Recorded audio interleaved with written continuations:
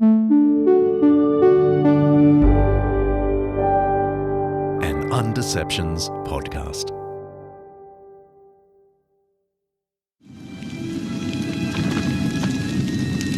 Tonight, your Pope, the Vicar of Christ, sends you a gift to save you from such fires.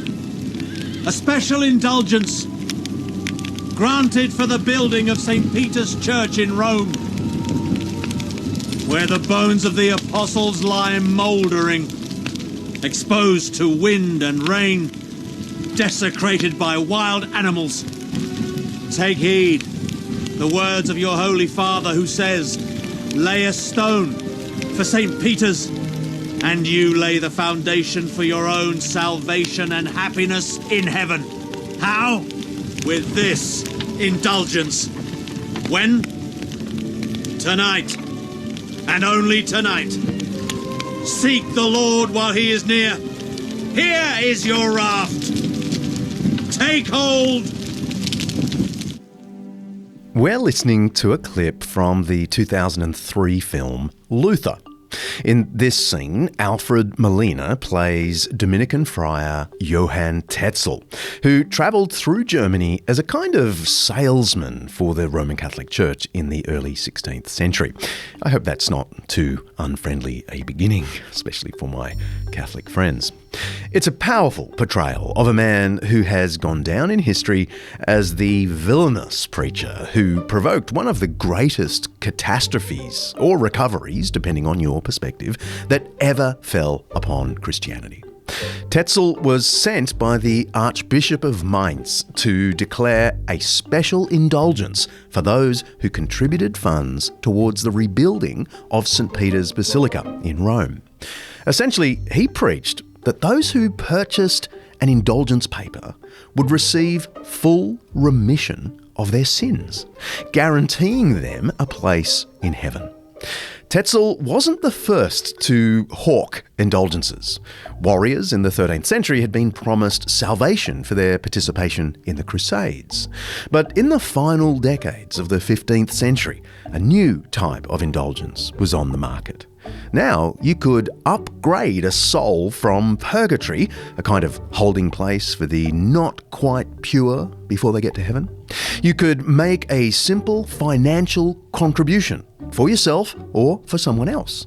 You could buy an indulgence for your dead mother or father to release them from purgatory and send them to paradise. This practice was denounced by some at the time, within the Catholic Church I mean. But it nonetheless took off, and Tetzel preached his heart out across Germany. Here's a taste from one of his sermons.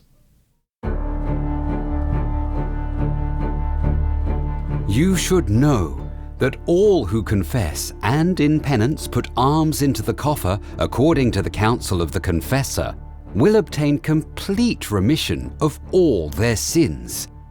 Why are you then standing there? Run for the salvation of your souls. Be as careful and concerned for the salvation of your souls as you are for your temporal goods, which you seek both day and night. Don't you hear the voices of your wailing dead parents and others who say, "Have mercy upon me, have mercy upon me," because we are in severe punishment and pain? From this, you could redeem us with small alms, and yet you do not want to do so. Open your ears, as the Father says to the Son and the Mother to the daughter. We have created you, fed you, cared for you, and left you our temporal goods. Why then are you so cruel and harsh that you do not want to save us, though it only takes a little? You let us lie in flames so that we only slowly come to the promised glory. You may have letters which let you have once in life and in the hour of our death, full remission of the punishment which belongs to sin. Those who purchased indulgences went back to their local parishes assured of salvation for themselves or others. In the small town of Wittenberg in Saxony, the parishioners of a local friar, Martin Luther, returned from a Tetzel sermon reporting that he'd even claimed papal indulgences could absolve a man who had committed the vilest offence. With this indulgence, I can absolve any sin. I can even save the soul of the man who violates the Mother of God herself. Well, that was too much for Martin Luther. On October 31st, 1517, he posted a set of 95 theses on the door of Wittenberg's castle church.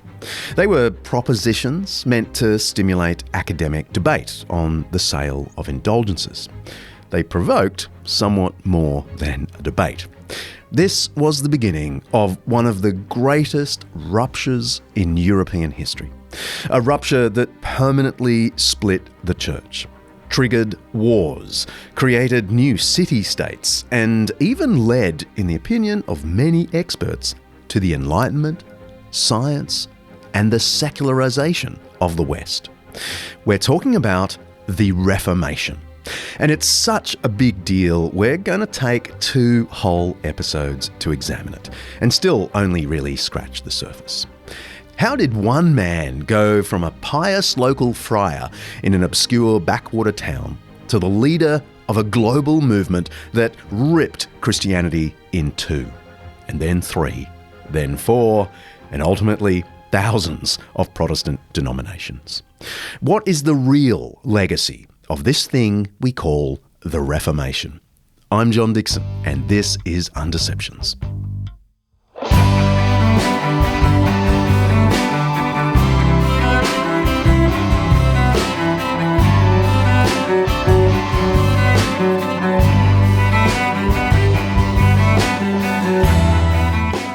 This season of Undeceptions is sponsored by Zondervan Academic. Get discounts on master lectures, video courses, and exclusive samples of their books at zondervanacademic.com/Undeceptions. Don't forget to write Undeceptions.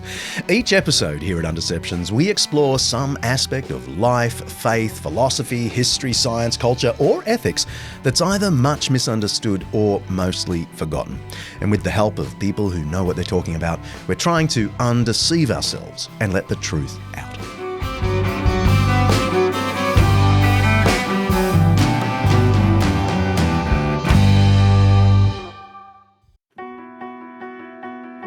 This episode of Undeceptions is brought to you by Zondervan Academic's new book, Jesus and the Powers, by N.T. Wright and Undeceptions' favourite, Mike Bird. Should Christianity have anything to do with politics?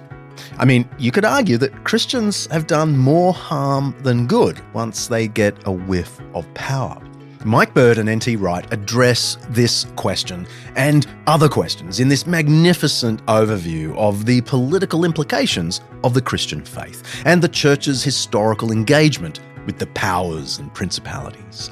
They shed light on current geopolitical events and ask, what would it look like if there were a faithful Christian response to crises like the Russia-Ukraine conflict, the China-Taiwan tension, political turmoil in the US, UK and Australia, and the problem of Christian nationalism. They build a pretty convincing case that Jesus' teaching about the kingdom of God confronts all forms of power, Christian and atheist, and calls on us all to support a pluralistic democracy where everyone, regardless of religion or irreligion, has a role to play in working toward the good of society. Whether you're a believer or a skeptic, I'd say this book will be an eye-opener. You can order Jesus and the Powers on Amazon, of course, or head to zondervanacademic.com/Undeceptions to dig a little deeper and see if you really like it. That's zondervanacademic.com/Undeceptions.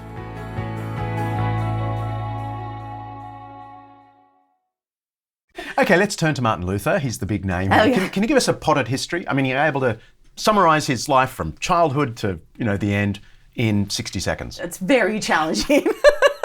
Okay, I'm going to do my best. I think That's the Reverend Dr. Jennifer Powell McNutt, an Associate Professor of Biblical and Theological Studies here at Wheaton College. Woo!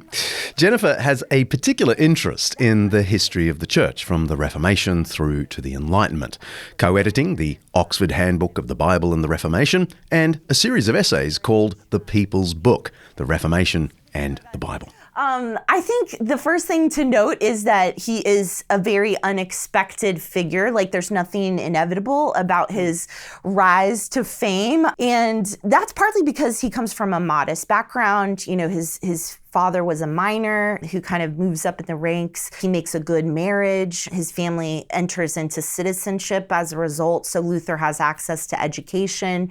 And so there is actually some social mobility that is happening in Luther's life. And he's destined to go into law. That is the expectation, until we know this famous story of an experience that he has where he's almost hit by a lightning bolt as he is traveling back to school, and he makes a vow to enter into the monastery. On a sultry day in July of the year 1505, a lonely traveller was trudging over a parched road on the outskirts of the Saxon village of Stottenheim. As he approached the village, the sky became overcast. Suddenly, there was a shower, then a crashing storm. A bolt of lightning rived the gloom and knocked the man to the ground. Struggling to rise, he cried in terror, "St. Anne, help me! I will become a monk." That's the opening paragraph from the revered biography of Martin Luther by Roland H. Bainton. It's a dramatic account of that famous moment that changed Martin Luther's life forever. It also set in motion a chain of events that would change the world. It quickly becomes clear that he is very intellectually astute, and he is directed to take up a position at the University of Wittenberg in teaching. Actually, at first he's teaching Aristotle, and then he is moving into what will become known as basically a biblical theology is what he's doing. And, you know, in this, Wittenberg is not really much at this time. You know, the university is brand new. Frederick of Saxony, the prince, he struggles to get a printer to move to Wittenberg because it's kind of a podunk town. It's hard to get to, you know. So all of what transpires is very shocking, very surprising. And at a time when it would be, you know, difficult to become known. Can anything good come out of Wittenberg? Yes, exactly. Can anything good? So it's very shocking then what transpires, you know, and there are lots of reasons for kind of trying to understand how it is that Luther becomes who we remember him to be. Martin Luther is an unexpected protagonist. He's living in a time, though, of great change, and tension is already brewing by Luther's time. Christianity has always had this self-reforming spirit. It goes right back to Jesus' own warnings about religious hypocrisy and his call for self-assessment, you know, take the log out of your own eye, that kind of thing. Through the Middle Ages, there have already been several reform movements. The 16th century Reformation, though, is the biggest one. And we'll hear a little later about a contemporary of Luther's living across the Alps who comes to very similar conclusions about his beloved Roman Catholic Church. But winding back a bit, I asked Jennifer to paint me a picture of what life was like in the 1500s. What is the average person dealing with every day? And what are the big ideas that are taking hold? When we're building that story, that narrative of the Reformation, we're trying to get back to the past. I think there are some things that will sound familiar to us about that time period, and are some things that are really strange and unusual to that time period. And that's just the beauty of history, isn't it? Is just kind of navigating what's similar and what's different about the 1500s. And so some of the things like, for example, the bubonic plague, that the community is recovering from this, you know, pandemic basically for them. That really resonates right now with Christians today as we think about what we've all been through. But so they're recovering from the bubonic plague. They don't even know that they're recovering from it. And it's also, the 1500s is the turn of the century. So there's also apocalypticism that is going on. The mindset of the average person really thinks that they're living through the end times. But as a result of that, there's also this vibrant, I would say, popular piety that is taking place at the end of that period and as we begin the 16th century. And there's this desire, this hunger for scripture, for participation in the spiritual life of the church. There's kind of multiple lay movements going on of groups that are not going to take vows of monasticism, but they want to have part of that life, that prayerful life, and that involvement. And it's in part because of that landscape that they're going to be so receptive to the Reformation and interested in what Luther has to say. So was everyone super religious in those days? I mean, that's the cliche, but is the cliche basically true, or was there impiety as well? There is definitely impiety. Absolutely, yeah. And one of the ways that we can tell that is with, looking at some of the earlier councils of the church. I usually point my students to the Fourth Lateran Council of 1215, and, we can see there where they say, like, hey, you've got to go to Mass at least once a year. You have to go to confession at least once a year, and that's an indicator that they're not necessarily going to Mass. Right, okay. Can you tell us about the intellectual contours of that period? What were the main sort of medieval ways of thinking? I would say the first person that comes to mind is Aristotle. The concept that's so important to Aristotelian thinking is this idea of potency and act. So the potentiality that a person has and their actualization. And all of life is really thought in those terms, in terms of a person's potential and then their actualization, even their righteousness, right? We have a potential to grow in righteousness, and that is our process of salvation that we go through.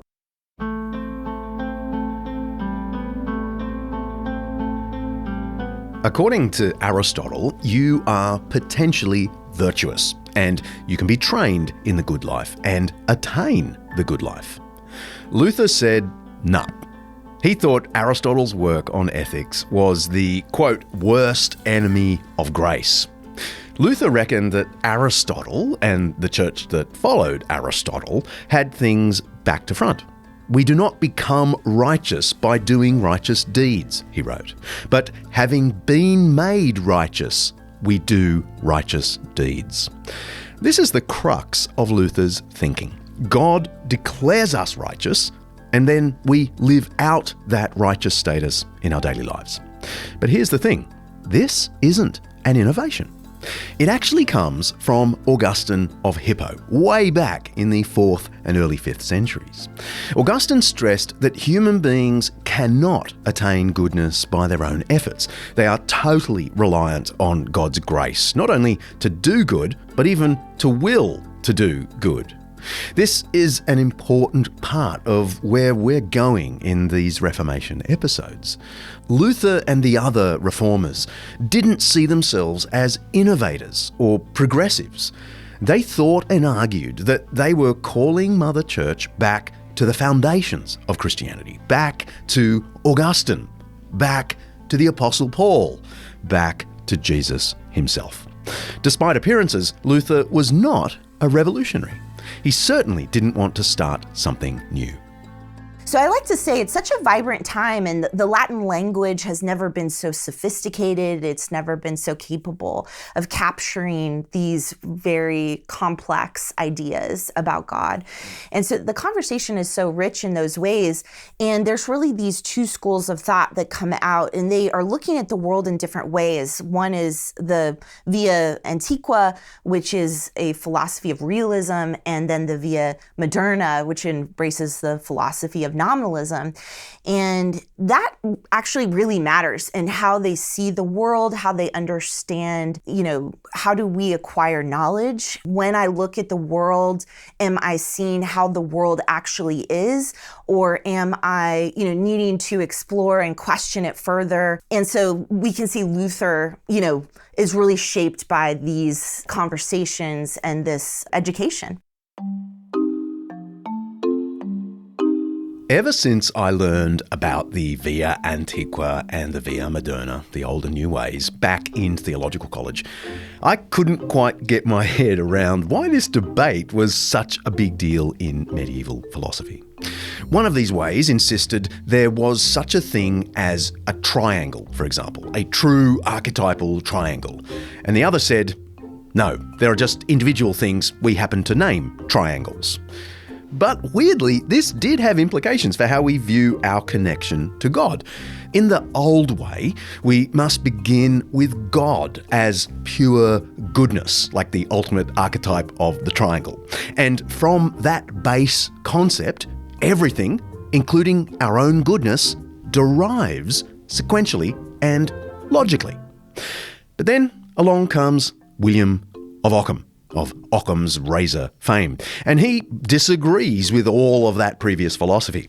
Why multiply concepts, he said. We don't need to start with God and work through logical concepts to arrive at the goodness in us. It's simpler to assume, he said, that God could make his covenant with humans any way he likes. He is not bound by any universal concepts, and we're not connected to those universals. The punchline is that we need not posit God's eternal goodness as the ground of our goodness. Humans just try to be good by their own will, and God in his kindness rewards them for that goodness. Something like that anyway. I asked our next guest, Matthew Barrett, if he could flesh this out for me. Can you tell us about the different schools of thought that prepared the way for the Reformation? I'm thinking in particular of the Via Moderna and the sort of new school of Augustinianism. Augustine is a person we mention often on this show. I think people, are counting it like bingo. But there was a kind of revival of Augustinian thought. Can you talk about those two schools for me? Yeah, these two schools, I can't stress just how important these two schools are. So let's just begin with Augustinianism. I would argue... Matthew Barrett is Associate Professor of Christian Theology at Midwestern Baptist Theological Seminary. He's the author of several books, including Reformation Theology and his latest book, Reformation as Renewal, Retrieving the One Holy Catholic and Apostolic Church, which is published by our sponsor, Zondervan Academic. Matthew's also the host of the Credo podcast, where he interviews some fantastic theologians. We'll, of course, put a link in the show notes. Augustinianism. I would argue, and I do argue in my book, that there is a broad continuity that exists from Augustine all the way through Thomas Aquinas. And we could call this many things, but there is an Augustinian stream of thought. That applies both in philosophy and in theology. It is a long, complicated story, and I spend several chapters on it. But in philosophy, this means that this tradition, they are realists. They believe that there are such things as universals, and that things are not arbitrary. The things that we see, we may see many different things in our world, but they have natures. And the good, the true, and the beautiful things of our world, those actually participate in the good, the true, the beautiful. So they're realists in that important sense. And this had significant ramifications then for everything from grace to the church itself. Now, the first thing we have to just be very clear about is in this Augustinian Thomistic tradition, grace was always primary. And I can't emphasize that enough. All of that changes, I would argue, when you get to the Via Moderna. So think about figures like William of Ockham. Someone like Ockham rejects the realism of that Augustinian Thomistic tradition. And instead, he proposes a nominalism in which things are the way they are because of the way that they are named. And so you have certain individual things, but they don't necessarily participate in something greater than themselves. Along with that is a voluntarism. This is a very strong emphasis on the will. All of this then plays into salvation, because this then meant that God could make a covenant in which if you do your best, if you do that which is within you, God will then reward you with grace. Now, that at first can sound very gracious of God, but actually it's a very radical shift, because notice the condition on which grace is received. Grace is no longer primary, it's now subsequent to you doing your best. Long story short, Luther was trained. He wasn't the only one, but Luther was trained in this via moderna approach to philosophy and also salvation. He tries it on himself. And we see how this brings Luther to a crisis point. Because as much as he's been told God will come through if you do your best, Luther starts to ask himself, how do I know if I've done my best? And how do I know, after all, Christ seems such a judge, how do I know he will actually be gracious? And even if he gives me grace, how do I know he will follow through to the end to come through on his promise of grace? Luther was plagued with these types of questions and many others. All that to say, it's not as if the reformers have no, nominalist bent in them, but as the decades and certainly the centuries go on, what becomes very clear is that the Reformation, and specifically we could say the Reformed Orthodox, who are their children, their heirs, they react against this nominalist, voluntarist understanding of salvation, and they want to go back to something far more Catholic, an Augustinian understanding of philosophy and theology. And whether some of them know it or not, some are a bit more conscious of it, even a Thomistic understanding. Thomas Aquinas is that 13th century philosopher theologian we've mentioned more than once on Undeceptions. He is arguably the most influential thinker in Western theology since Augustine. And actually, he's on the same page as Augustine on loads of things. We can think of his project as attempting to integrate Augustinian theology, with its emphasis on the divine goodness as the basis of our goodness, with the philosophy of Aristotle, which had come back into Western Europe shortly before Thomas Aquinas. And his magnum opus was the Summa Theologiae. It gets a bad rap from Protestants, partly because that's where Aquinas lays out the philosophical ground for transubstantiation, the Catholic view that the bread and the wine change substance, if not form, into the body and blood of Jesus. And also, I guess Protestants don't like that he's a hero of Catholic theology, right? So most Protestants know they don't like him, but haven't actually read him. But in its own way, the Summa Theologiae prepared the ground for the Protestant Reformation itself. Yes, I was about to ask you about that, because Thomas Aquinas, who is also part of the Undeceptions bingo competition, mentioned regularly, is often seen as the bogeyman by Protestants. And yet you make the point that really Thomas Aquinas was, on this question, largely on the same page. John, I'm so glad that you have said that. I'm the one always saying this, and sometimes I get looks. But now you've said it, John, so I can just go to you and say, listen, John said it. On my library opposite me is the Summa. So Yes. And maybe we could even set this up a little bit, couldn't we? Because I often think that, and to be frank with you, sometimes Protestants, this is our own fault. We've been told a very popular narrative that says to be Protestant is to be against Thomas Aquinas. There's several problems with that. Number one, just historically speaking, it's just not true. When you go back and you look at the 16th century and most definitely the 17th century, actually what you find is many of them are quite willing to not just engage Thomas Aquinas, but actually retrieve large swaths of his theology. This is important because Rome is accusing the Reformation of being innovative and therefore heretical.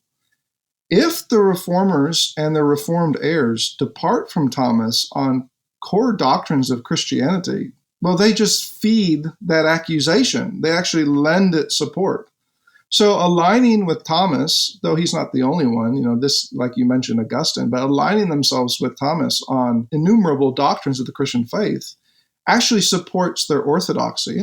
Lots of good historians then have demonstrated that when it comes to the Reformed and Thomas Aquinas, there's actually far more continuity than we have assumed. But all that to say, when it comes to the Reformation, it's not the case that it's a reaction against Thomas.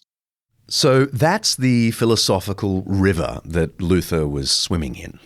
Meanwhile, the papacy of the Middle Ages was also evolving. In the early 13th century, Pope Innocent III took the power of the Pope to a new level. He claimed not just theological and spiritual rule, but also a kind of earthly rule. He also called the Fourth Lateran Council in 1215, which made some really important decisions that set the stage for what was to come. The council declared that salvation could not be found anywhere outside the Catholic Church. This, of course, meant that the later reformers, who were excommunicated, wouldn't enjoy salvation. The council also set in stone the idea of transubstantiation, the Catholic doctrine that during the Mass, the bread and wine used for communion changes substance, if not external form, to become the body and blood of Jesus Christ. And the council declared that a person who falls into sin after baptism, all of us, could find favour with God by right faith and good actions. These are all ideas the Reformation will react against. What sort of power did the papacy have in, let's just say, the 14th and 15th centuries, just at the dawn of the Reformation period? Yes, well, power is probably the right word to use. That's a very strategic word because I think oftentimes the 16th century is approached as if this power comes out of nowhere, which of course is not true. I think 13th, 14th, and 15th centuries in particular, there's a divide. And perhaps I can sum it up this way. There are those who think that councils should have a major, perhaps even final say. And there are also those on the other side who think that the papacy, or specifically the Pope, should have the primacy of power, as we could put it.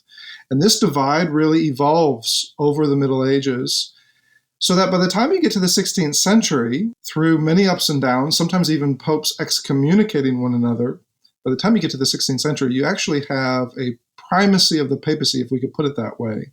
The scene is set. The context is in place. You also write about the corruption of the papacy. Are you just one of those annoying Protestants? I just think of my Catholic listeners, even those who aren't very devout Catholic listeners, as soon as they hear a Protestant talk like this, they get very Catholic. So what do you mean by the corruption and debauchery of the papacy of this period? Yeah. Well, I like to say, though this is, risky because oversimplification is true temptation, but at that risk, I like to say that there's one side of the coin in which there is a broad core continuity, or even, and yes, I am Protestant, Catholicity, that the reformers dare not deviate from. And we can get into that later, I'm sure. We will. But the other side of that coin is far more polemical. There are areas, certain corruptions that the reformers think are catastrophic. Now, to be really clear, they're specific corruptions. I know that sometimes we Protestants can sometimes sound as if it's everything and anything. And Luther's rhetoric early on lends itself in that direction, in large part because of the polemical heat he's experiencing. However, when we look at the actual polemics of the 16th century, what we realize is much of the heat is over soteriology and ecclesiology. Now, there's a lot that falls... Soteriology, from the Greek word to save, is just the study of how salvation works, how someone gets right with God or justified. Ecclesiology is just the theology of the church. What role does the church play in salvation and Christian practice? The Reformers had loads to say about both soteriology and ecclesiology.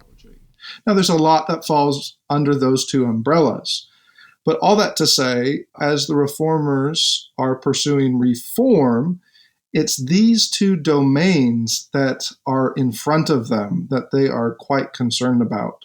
So you won't see them, for example, writing treatise after treatise on, say, the Trinity or Christology or any number of other doctrines of the Christian faith. They are primarily concerned with soteriology and ecclesiology. And they're quite bold, they even say that in terms of the specifics, say purgatory or indulgences or even papal supremacy and so on, there's many examples here, but they are even so bold to say that they think that these are more recent innovations rather than beliefs that the church has always held or has a basis in the Church Catholic, the Church Universal down through the ages. Now, that's a bold claim, and we can talk about this more, but it's a crucial claim because they're not severing themselves from the Church Catholic. They are actually trying to renew it because they see these specific corruptions that they think are actually far more new than old. There are certain ways that the papacy, at least in the estimation of the Reformers, the papacy is actually giving itself towards these innovations. And what do I mean by that? Well,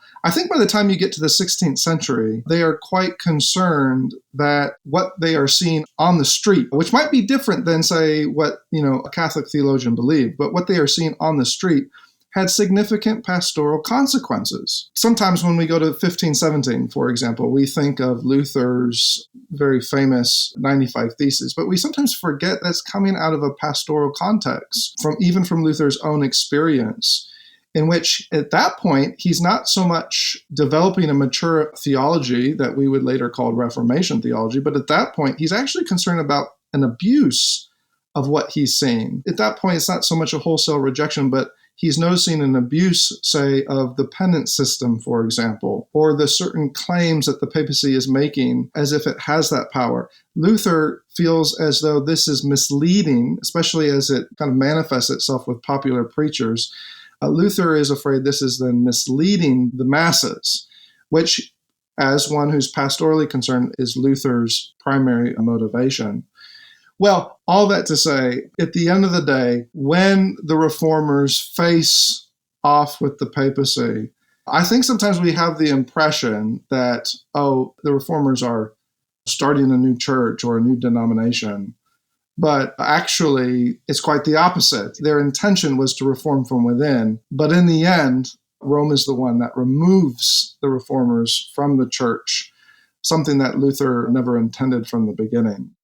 In his book, Matthew quotes one of the foremost scholars on the Reformation, Richard Müller, who illustrates this point in these words. It's worth recognising from the outset that the Reformation altered comparatively few of the major loci of theology.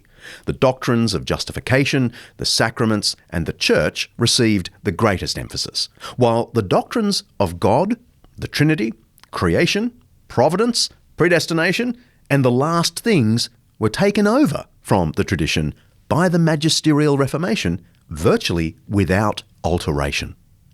So the Reformers weren't messing with the structure of the Christian faith. Actually, I don't think they're messing with anything in the Christian faith, but they were trying to renew the internal logic of the faith.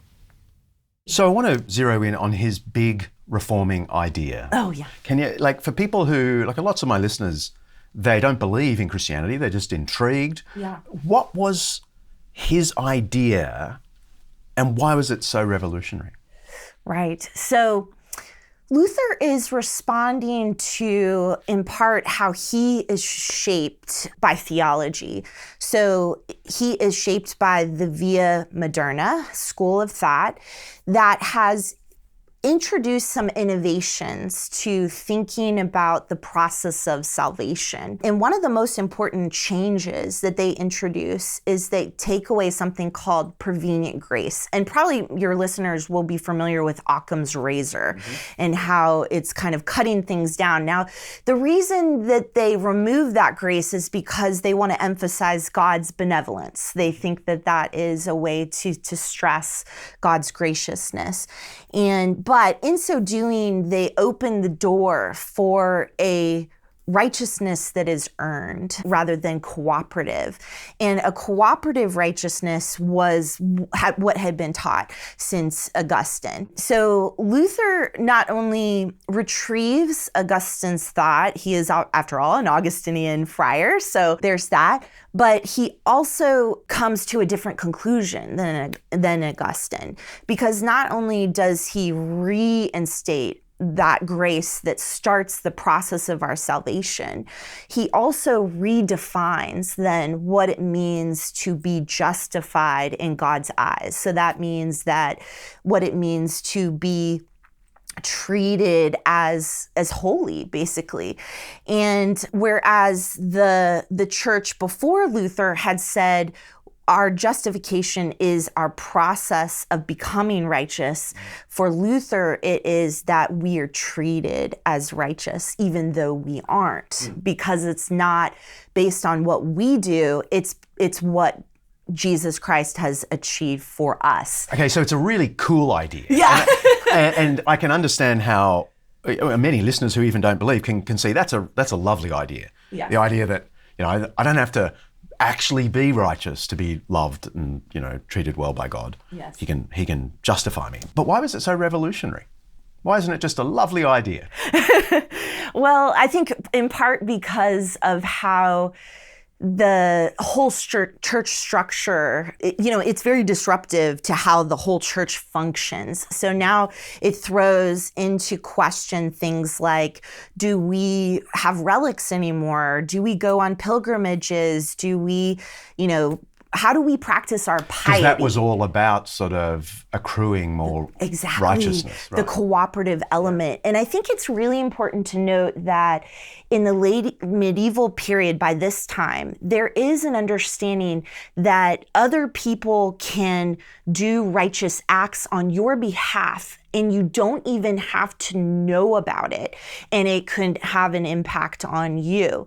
And so one of the things, for example, indulgences, you could be in purgatory, so you're dead, and someone could buy this certificate to get you out. And that wouldn't require anything on your part and to do that. Or someone could say a mass that you paid them to do, and that can have an impact on your soul, even though you're not there, you're not participating, you're not receiving it. And so one of the things that Luther's doing is he's saying that our internal lives, our internal relationship with God matters, that God wants our hearts and not just our actions. And so, so a question is raised about how do we do piety then? What are good works? And I would say that, based on Luther's own writings, that he was seeking to restore good works that are really good, right? And not in some sort of, not done under duress.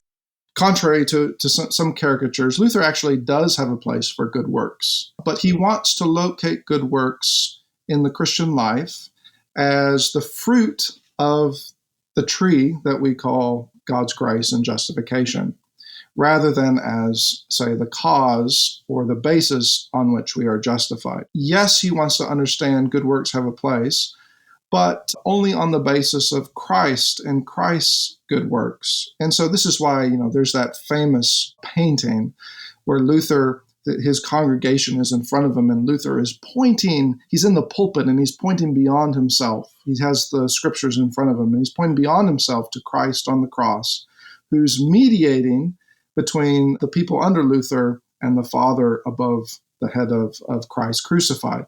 Well, that in many ways summarizes Luther's mission in many respects, because justification then is by grace alone, but perhaps we could be more precise, because for Luther, we are justified by grace alone, through faith alone. So faith isn't the basis of justification, but it is instrumental. And what is our faith in? Well, it's on the basis of Christ alone and his merits for us. Well, as you can imagine, to mention just a second thing,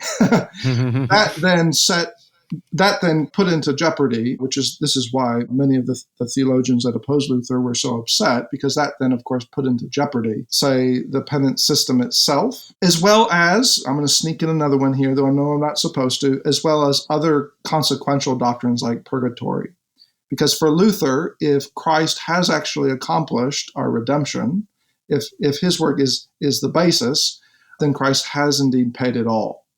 And so there's no room for meriting justification. Rather, the works that Luther is so adamant about, those follow from justification. They're the fruit from the tree.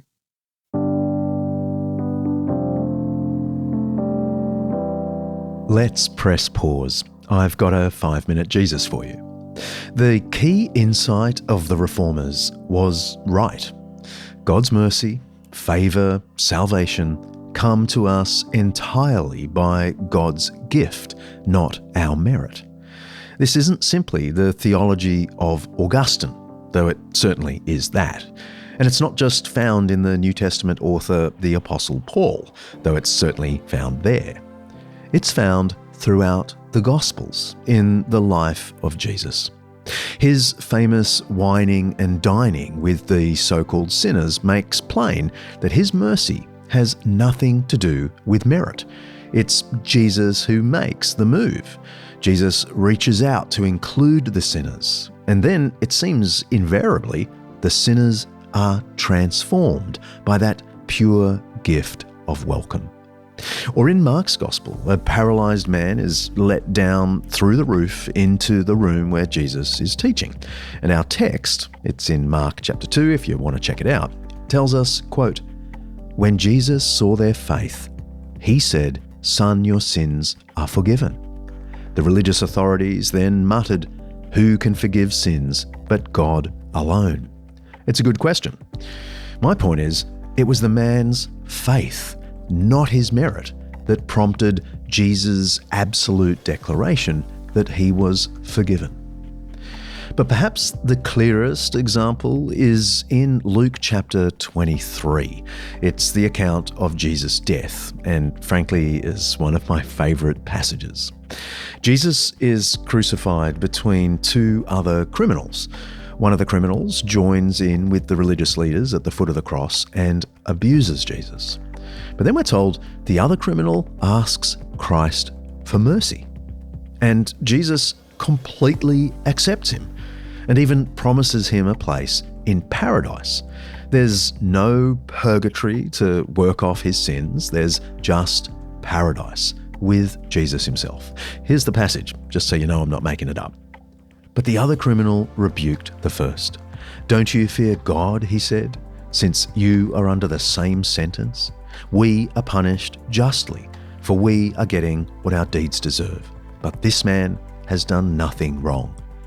Then he said, "Jesus, remember me when you come into your kingdom." Jesus answered him, "Truly I tell you, today you will be with me in paradise." This is instant, unconditional, free, and total forgiveness. This man couldn't do anything for merit. He simply asks, "Is there a place for me?" And there was. There's no purging or purifying. There's just Christ's grace. Grace is enough. That is the key insight of the Reformers. And it wasn't changing the Catholic faith as it was known through the centuries. It was, in a sense, returning to the great Augustinian tradition, which was the great tradition of the Apostle Paul, which was, in turn, the very point of Jesus' life, teaching, death, and resurrection. Our free, unmerited salvation through trusting ourselves to Jesus Christ. You can press play now.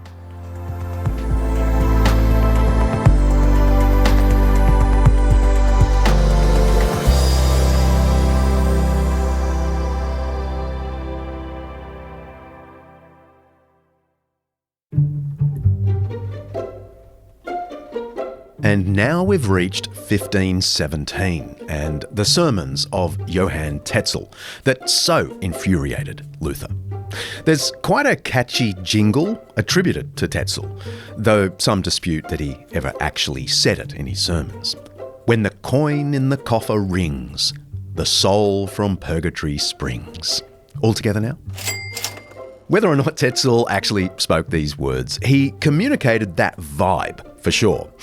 And Luther's 27th thesis, part of the 95 that he posted on the door, seems to be a reaction to that sentiment. Luther stated, "They preach only human doctrines who say that as soon as the money clinks into the money chest, the soul flies out of purgatory." We might say, oh, that's just Luther blustering. But given that these were official debating points, things Luther wanted to be discussed, there must have been something to what he just said. His colleagues must have recognised that some people were saying things about coins ringing and souls springing. The 95 Theses are too many to list here, but we've heard from Jennifer and Matthew what Luther's main gripes were. He was attempting to expose the abuse of indulgences and call into question the authority and integrity of a pope who would let this happen. In response, Tetzel labelled Luther a heretic and called for him to be burned at the stake. Tetzel wrote a set of theses himself defending papal authority and infallibility. Luther also went toe-to-toe with some of the best theologians of the time, including the Dominican theologian Sylvester Pierres and Cardinal Cajetan. Luther was ordered to recant. He wouldn't.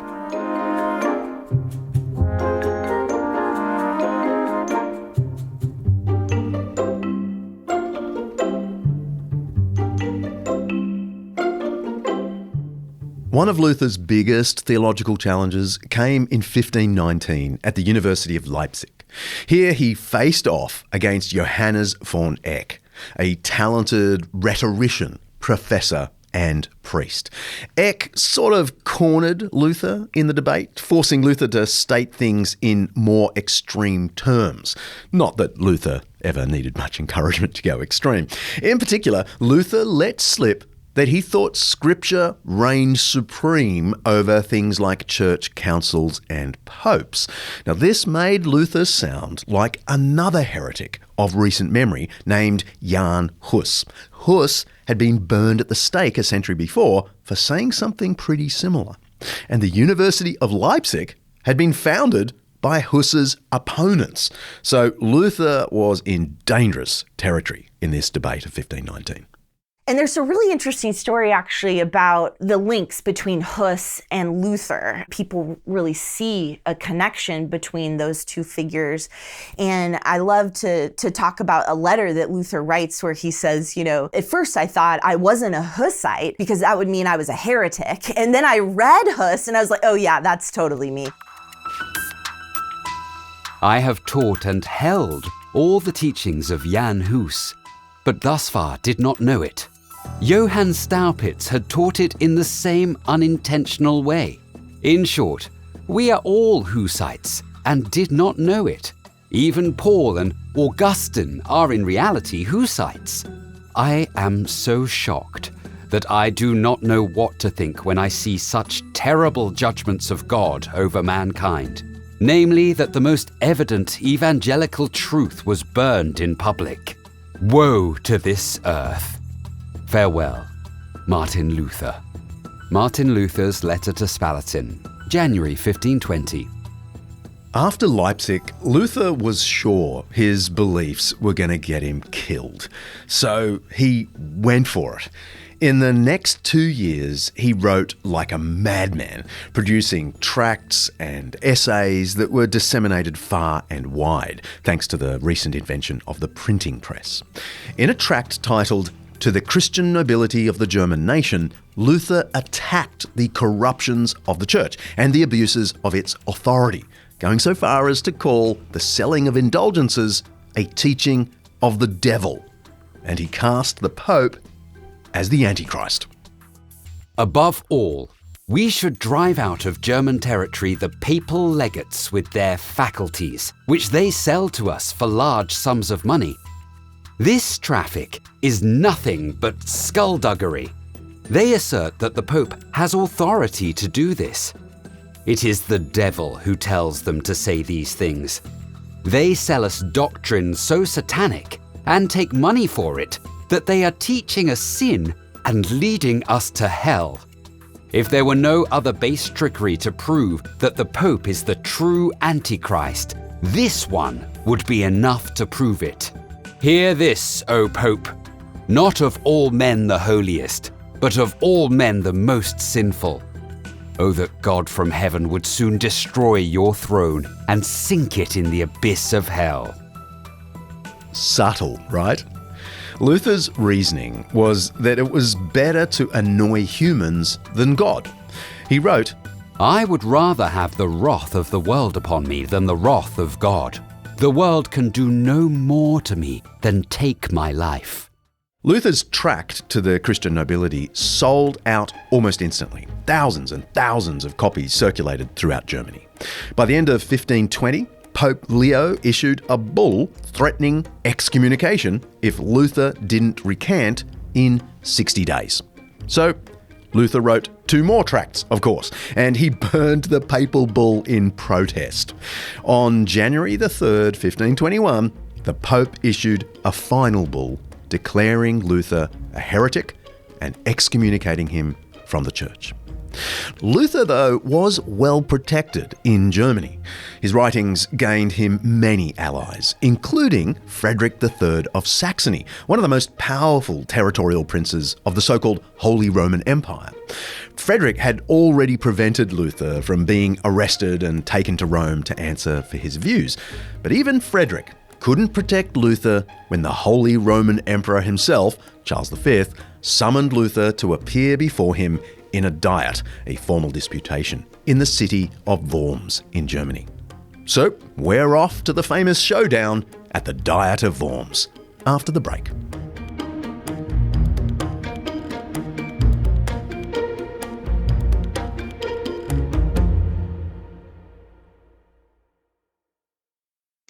Your Serene Majesty, most illustrious princes and gracious lords, I appear before you by the mercy of God, and I beg that you will listen patiently. I demand that you answer sincerely, frankly, and unambiguously, yes or no. Will you or will you not retract your books and the errors contained in them?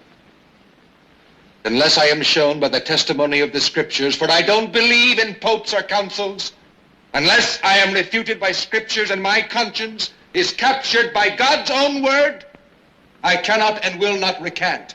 Here I stand. God help me. I can do no more. That's a clip from another film about Luther, also called Luther, this time from 1974. It was directed by Guy Green and starred the Shakespearean actor Stacey Keach as an insecure and arrogant Martin Luther. It also starred Dame Judi Dench, who played Luther's wife. It's a strange film that chose to focus on the inner psychological turmoil of Luther. Classic 1970s introspection, I suppose. It'll never happen, but the story of Luther and the Reformation really does deserve a major blockbuster kind of film.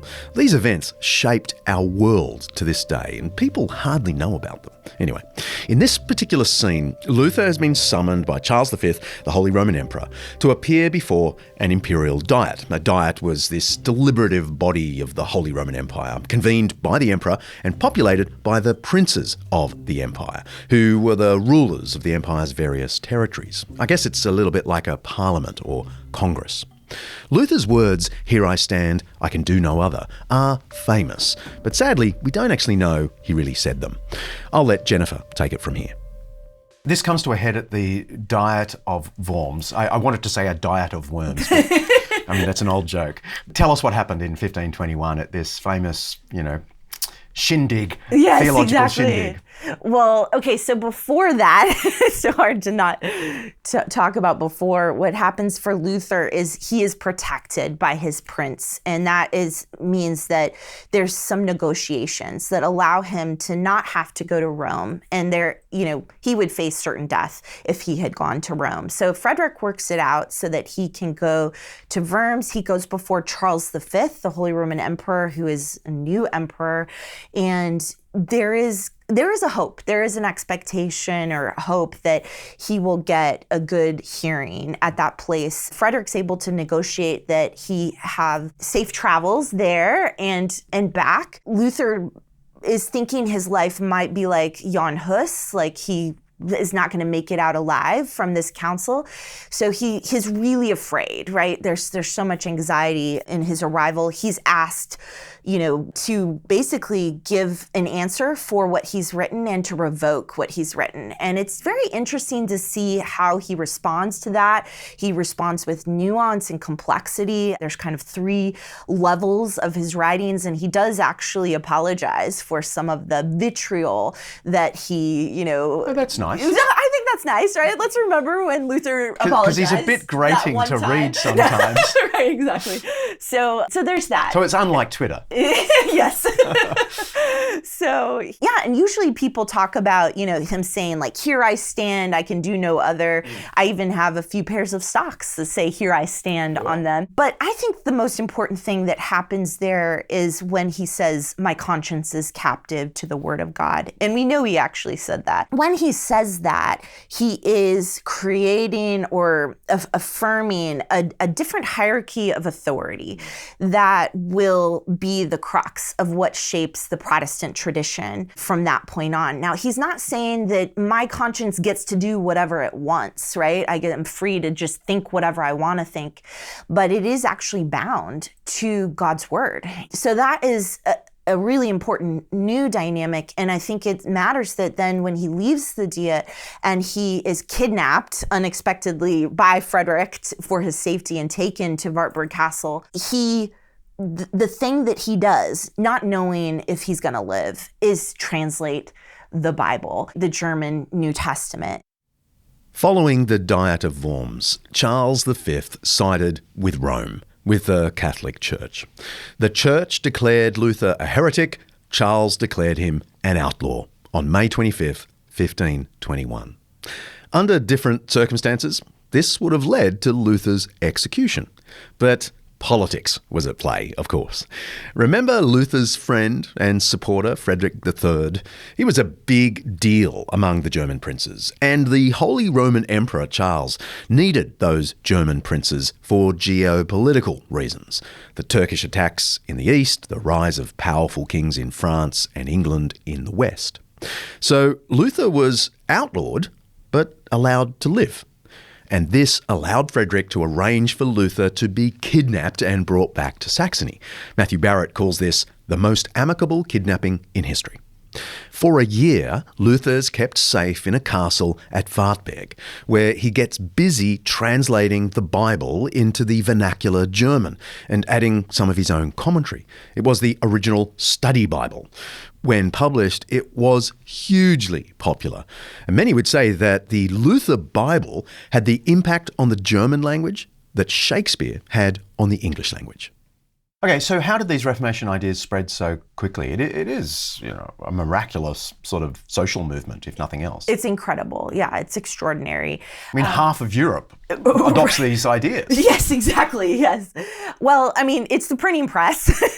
There is this technological revolution that is taking place that is actually very closely tied to Luther and how Luther uses the printing press, how he adapts the printing press to spread these ideas. He is really seen as innovative in the use of that tool. The printing press, of course, was created in the 1450s in Europe, but it just hasn't reached its potential until until really Luther comes in. And part of that is the medium that they use. They move away from like mimicking manuscripts to something called the Flagship, which is a pamphlet. So printing these pamphlets that are cheap and easy to print and very accessible and easy to throw away or pass around.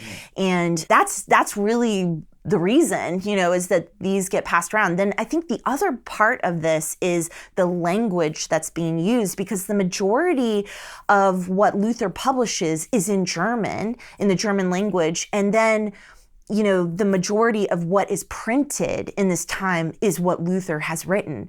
So there's a lot of that accessibility is hugely important in terms of the medium and then in terms of the language.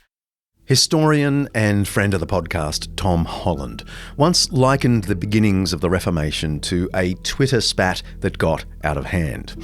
Anachronistic as it is, it's not far off. Luther's writings went viral, powered by the printing press. In a fascinating book called Brand Luther, British historian Andrew Pettigrew writes, Luther and his friends used every instrument of communication known to medieval and Renaissance Europe. Correspondence, song, word of mouth, painted and printed images. But it was Luther's words that had the greatest impact.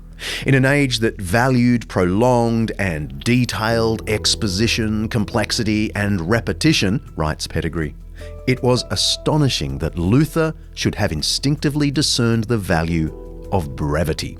Luther, in effect, invented a new form of theological writing, short, clear and direct, speaking not only to his professional peers, but to the wider Christian people. And Wittenberg became a powerhouse of the new printing industry.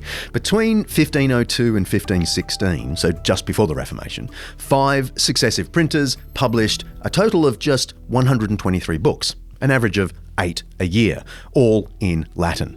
But between 1517 and 1546, Wittenberg publishers turned out at least 2,721 works, an average of 91 per year, for a total of about 3 million individual copies of books, including multiple editions of Luther's German Bible. Astonishingly, 1 in 3 of all the books published during these 3 decades were Luther's own works. And the next 20% were books by his colleagues and followers. Think of that. Half of all the books published in the region in this period were from one stable of writers. This was a remarkable transformation. It was a remarkable time. But not everyone was cheering along. Obviously, Catholic authorities and intellectuals fought back with great gusto. And Luther clashed with some of his own best allies, and pretty soon there were new, more reformed reformers. And I'm sad to say, Luther reserved some of his most disgusting vitriol, not for Catholics, not for the reformers who disagreed with him, but for the Jews of Germany. There's so much more to tell about the glorious insights of the Protestant Reformation, and there's also some soul-searching to do for proud Protestants like your host. Join us then for part 2 of the Reformation, where you'll hear Dickson at his most historically and theologically conflicted. See ya.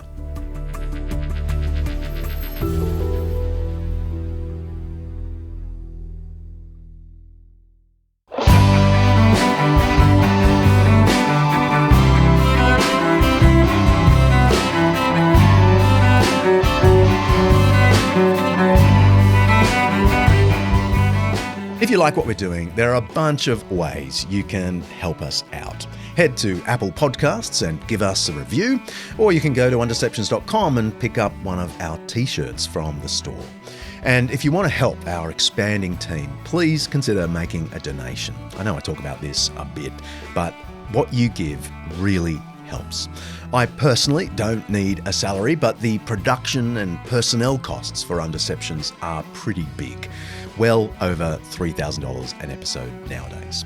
Go to undeceptions.com, click the oversized donate button, and see where the wind blows. And while you're there, send us a question by audio or text, and I'll try answer it in an upcoming Q&A episode. See ya.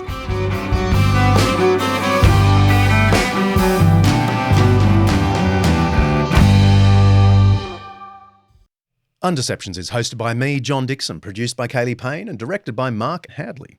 Sophie Hawkshaw is on socials and membership. Alistair Belling is a writer and researcher. Siobhan McGuinness is our online librarian. And Lindy Leviston remains my terrific assistant. Editing by Richard Hamwi. Special thanks to our series sponsors Zondervan Academic for making this Undeception possible. Undeceptions is the flagship podcast of Undeceptions.com. We're letting the truth out.